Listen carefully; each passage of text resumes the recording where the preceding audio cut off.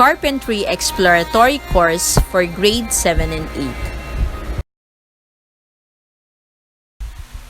Carpentry Learning Outcome Number 3. At the end of this lesson, you are expected to receive and inspect materials. Our topic is acquire and inspect materials and tools. It is important to inspect and check materials and tools for defects and damage before receiving them so that you can ask for replacement for those that you found defective. Procedure on how to inspect materials and tools. First, check if the materials and tools are complete in terms of quantity and specification. These are checking the number of pieces, the length, the width, or the complete description of the receiving items.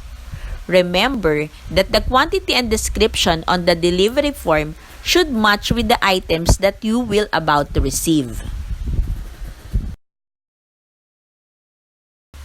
Next is to check the physical condition of the tools. Check the tools against the specification, quantity, and quality. See to it that the parts are complete, cutting edges are tooth-free from damages. By doing this, you can immediately return if there is a damaged items. The next procedure is to check the accessories of each materials and tools. See to it that nothing is missing. Sometimes when delivered, the accessories are not attached to the main item, so make sure that it is included in the packaging. Usually, there is a picture of a specification of items and you can easily check if there is a missing accessories or attachments. Number 4, if any of the materials or tools is found missing or defective, report it immediately to the supply officer so that you can easily ask for a replacement. Next is get a replacement for the materials and tools that you found defective.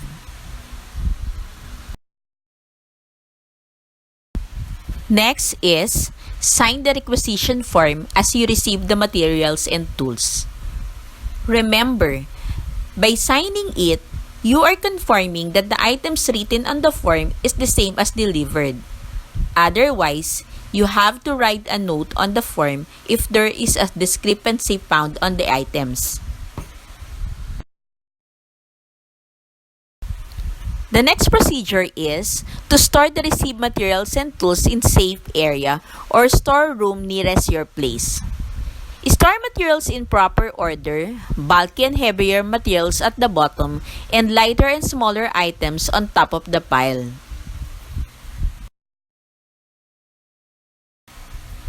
And finally, always handle the materials and tools carefully. Avoid dropping the tools on the floor. Do not expose tools and materials on sunlight or rains.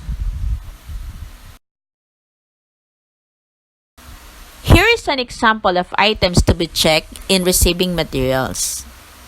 As you can see in the picture, the number 5 is rejected because the items should be green and the one that is delivered is white.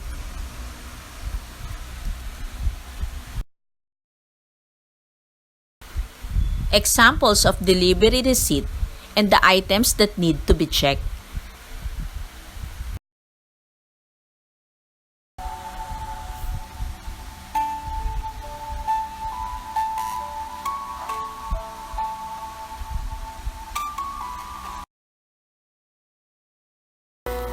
A time to remember.